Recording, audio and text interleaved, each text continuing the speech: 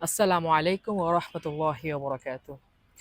আজকে খুব গুরুত্বপূর্ণ একটি বিষয় নিয়ে তোমাদের সাথে আলোচনা করতে এসেছি। সেটি হচ্ছে যে আমি প্রায় ১ বছর ধরে বাংলাবিদ নিয়ে কোনো ভিডিও বানাচ্ছি না। তো এটার পেছনে বেশ কয়েকটি গুরুত্বপূর্ণ কারণ আছে। আ যেগুলো আমার মনে হয়েছে যে আমার যারা ফলোয়ার্স আছেন বা আমার যারা ছোট ভাইরা আছেন, তাদেরকে আমার আসলে প্রকাশ করা উচিত। কারণ যেই কারণ আমি ভিডিও বানাচ্ছি না, সেই কারণগুলো কিন্তু খুব ছোট কারণ নয়, বরঞ্চ বেশ বড় কারণ এবং খুবই জরুরি বিষয় যেগুলো সবারই জানা উচিত। তো বাংলাবিদ ৬ষ্ঠ বর্ষের আ স্টুডিও রাউন্ডের পর কিছু বিষয় নিয়ে আমার আ খচখচানি ছিল। যে কারণে আসলে আমি ভিডিও বানাইনি। মানে আমি নিজে চিন্তা করছিলাম যে আমাকে ভিডিও বানানো উচিত নাকি উচিত না। এই উচিত নাকি উচিত না চিন্তা ভাবনার মধ্যেই আসলে আর ভিডিও বানানো হয়নি। তার মধ্যে ১ম তম কারণ হচ্ছে বাংলাবিদের আগেকার যখন আমরা যখন ছিলাম, আমরা যখন বাংলাবিদ প্রতিযোগিতায় অংশগ্রহণ করি, তখন কিন্তু স্টুডিও রাউন্ডে বা যেটা জাতীয় পর্ব সেখানে হচ্ছে উপস্থাপক হিসেবে শুধুমাত্র খাইরুল বাশার সোহেল ভাই ছিলেন। তো জিনিসটা খুব সুন্দর ছিল সেই সময়। সেই সময় হচ্ছে মানে সাধারণত মিডিয়া যে কাজটা করে যে ক্যান্ডি গার্ল এনে হচ্ছে মানুষকে আকর্ষিত করার চেষ্টা করে, সেটা তখন খুব একটা ছিল না। কারণ যেহেতু খাইরুল বাশার সোহেল ভাই ছিলেন তখন। কিন্তু এই বছর হচ্ছে আ ৬ষ্ঠ বর্ষ থেকে হচ্ছে একজন মহিলাকেও উপস্থাপিকা হিসেবে আনা হয়েছে এবং এটার কারণ আমার কাছে একটাই মনে হয়েছে, মানুষকে আকৃষ্ট করা, এখানে তাদের টিআরপি বাড়ানো। তো টিআরপি বাড়াতে গিয়ে আপনি যদি এখন এই ধরনের একটা আ কাজ করেন, যেটা আসলে আমার কাছে নৈতিকভাবে সমর্থনযোগ্য না। সেখানে আসলে আমার এই জায়গাতে মানুষকে উৎসাহিত করা, বাংলাবিদে অংশগ্রহণ করতে উৎসাহিত করা, আমার পক্ষে নৈতিকভাবে আসলে আ কোনোভাবেই আসলে গ্রহণযোগ্য না। এটা হলো ১ম কারণ। আ যেটা হয়তোবা অনেকের কাছে ছোট কারণও মনে হতে পারে, কিন্তু এটা আমার কাছে অনেক বড় একটা কারণ। এই কারণে আমি আসলে বাংলাবিদ নিয়ে খচখচানিতে আছি। আরেকটা কারণ হচ্ছে বাংলাবিদের একটা পর্বে, সেটা হচ্ছে সম্ভবত অমর একুশে আ বিশেষ পর্ব এরকম কিছু একটা। সেখানে আ ছেলে-মেয়ে যুগল করে তারা হচ্ছে একটা দল তৈরি করে। মানে ২ জন, একটা ছেলে একটা মেয়ে, ২ জনের একটা দল। এরকম অনেকগুলো দল তৈরি করে তারা প্রতিযোগিতা করে। ওই দিনের পর্বটা অনুষ্ঠিত করে। তো এই জিনিসটা আমার কাছে একেবারে গ্রহণযোগ্য না।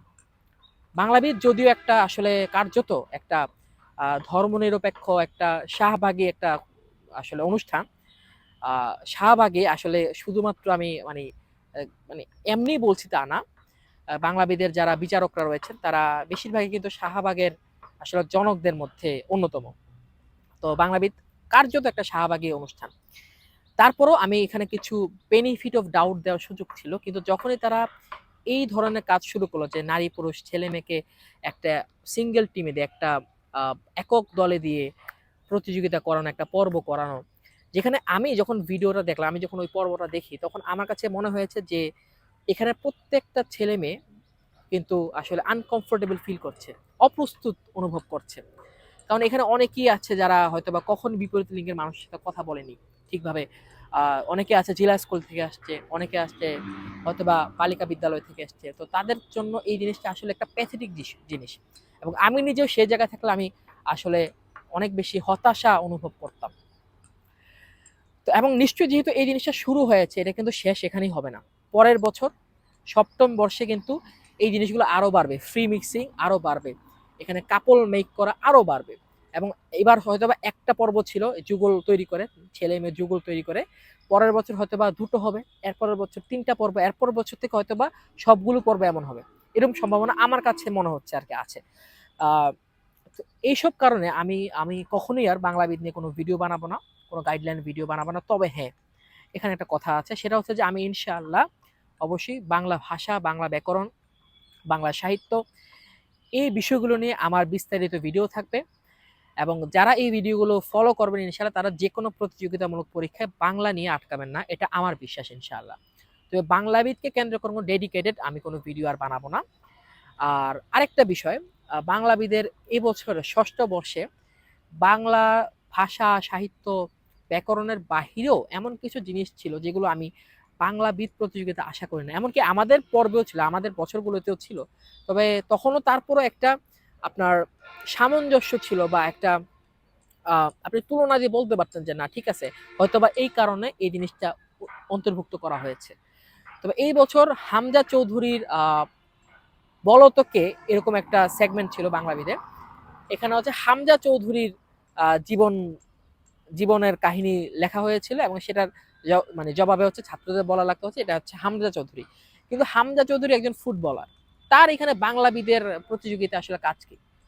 এখানে আপনি হামজা চৌধুরীর জীবনে দিবেন কেন? আপনি হামজা চৌধুরীকে বলো থেকে এখানে যুক্ত করবেন কেন? যেমন আমাদের সময় বলো তো কে সেখানে হচ্ছে শুধুমাত্র কবি সাহিত্যিক তাদেরকে যুক্ত করা হয়েছিল, তাদেরকে অন্তর্ভুক্ত করা হয়েছিল। কিন্তু এবার কেন এটা করা হলো আমি জানি না।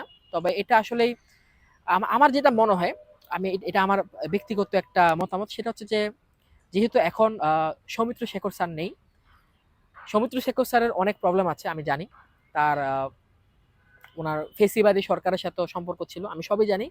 তবু মানে বাংলা বিদের ক্ষেত্রে কিন্তু ওনার কোনো বিকল্প নেই। বাংলা সাহিত্য, বাংলা ব্যাকরণ, বাংলা মানে এই প্রতিযোগিতা, বাংলাবিদ প্রতিযোগিতা ওনার একটা বড় ভূমিকা ছিল, যেটার আসলে কোনো বিকল্প আমার কাছে মনে হয় নেই। আনিসুল হকের মতো লোক দিয়ে হাস্যরসাত্মক লোক দিয়ে আসলে একটা প্রতিযোগিতা আসলে আহ, মানে চালানো সম্ভব না, বা ত্রপা মজুমদারের মতো একজন নাট্যকার দিয়ে এগুলো সম্ভব না। এখানে অবশ্যই একজন একাডেমিশিয়ান দরকার, বাংলার একাডেমিশিয়ান দরকার। এই জায়গায় এবার অনেক বড় একটা আমার কাছে মনে হচ্ছে মিসিং ছিল এবং এটা কার্যত বাংলাবিদ প্রতিযোগিতা, বাংলাবিদ এই শব্দটার আসলে অপপ্রয়োগ হয়েছে এবার। আহ এসব কারণে হচ্ছে আমি বাংলাবিদ নিয়ে আর কোনো ভিডিও বানানোর ইচ্ছা আমার নেই, রুচিও নেই ইনশাআল্লাহ। তবে যেটা আগে বলেছিলাম যে বাংলা ব্যাকরণ, বাংলা সাহিত্য, বাংলা ভাষা এই বিষয়গুলো নিয়ে আমার ভিডিও নিয়মিতভাবে আমার চ্যানেল তাফসিরুল ইসলাম দিহান এবং আমার একাডেমিক যে চ্যানেল সৃজন স্কুল সেখানে নিয়মিতভাবে আসতে থাকবে। দুটো চ্যানেলই আপনারা সাবস্ক্রাইব করে রাখবেন। ইনশাআল্লাহ বাংলা নিয়ে আরও কাজ হবে আমাদের। আমাদের পথ চলা এখানেই শেষ নয়। বাংলাবিদ থাকুক বা না থাকুক, আমরা ইনশাআল্লাহ বাংলা নিয়ে থাকবো, আমরা ইনশাআল্লাহ বাংলা নিয়ে কাজ করব। আসসালামু আলাইকুম ওয়া রাহমাতুল্লাহি ওয়া বারাকাতুহু।